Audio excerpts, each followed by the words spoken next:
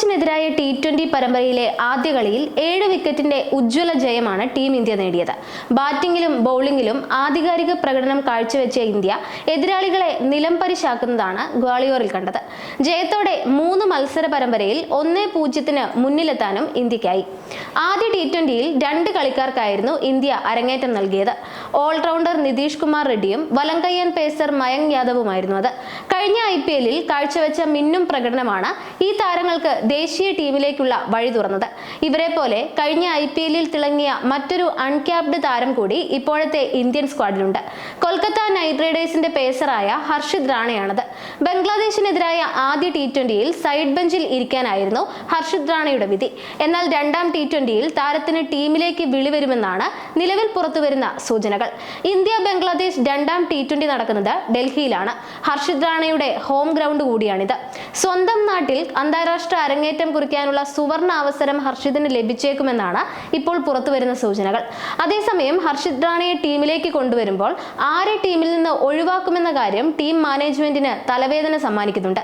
ആദ്യ T20യിൽ ഇന്ത്യയുടെ ബോളർമാരെല്ലാം മികച്ച പ്രകടനമായിരുന്നു കാഴ്ചവെച്ചത് എന്നതും എടുത്തു പറയണം. ഓൾറൗണ്ടർമാരിൽ ആരെങ്കിലും മാറ്റി പകരം ഹർഷിതിനെ ഇന്ത്യ ടീമിൽ ഉൾപ്പെടുത്താനാണ് സാധ്യത കൂടുതൽ. ഇന്ത്യൻ പ്രീമിയർ ലീഗിന്റെ 2024 സീസണിൽ ഉജ്ജ്വല പ്രകടനമായിരുന്നു 22-കാരനായ ഹർഷിത് റാണ കാഴ്ചവെച്ചത്. 13 കളികളിൽ 19 വിക്കറ്റുകൾ വീഴ്ത്തി കൊൽക്കത്ത നൈറ്റ് റൈഡേഴ്സിന്റെ കിരീടധാരണത്തിന് പിന്നിൽ അദ്ദേഹം സുപ്രധാന പങ്ക് വഹിച്ചിരുന്നു.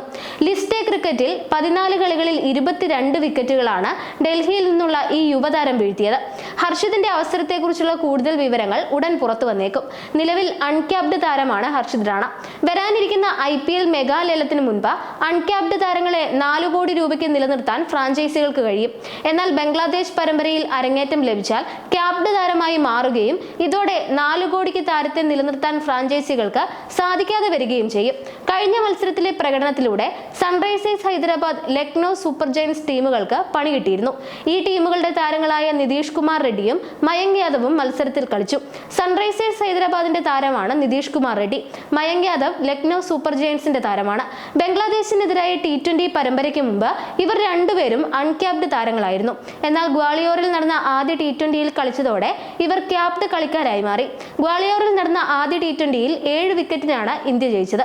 മത്സരത്തിൽ ആദ്യം ബാറ്റ് ചെയ്ത ബംഗ്ലാദേശ് 127 റൺസിന് ഓൾ ഔട്ട് ആയപ്പോൾ വെറും 11.5 ഓവറുകളിൽ വിജയലക്ഷ്യം മറികടന്നു. 3 വിക്കറ്റുകൾ വീഴ്ത്തിയ അർഷ്ദീപ് സിംഗും വരുൺ ചക്രവർത്തിയുമാണ് ഇന്ത്യൻ ബൗളിംഗിലെ ഹീറോസായി മാറിയത്.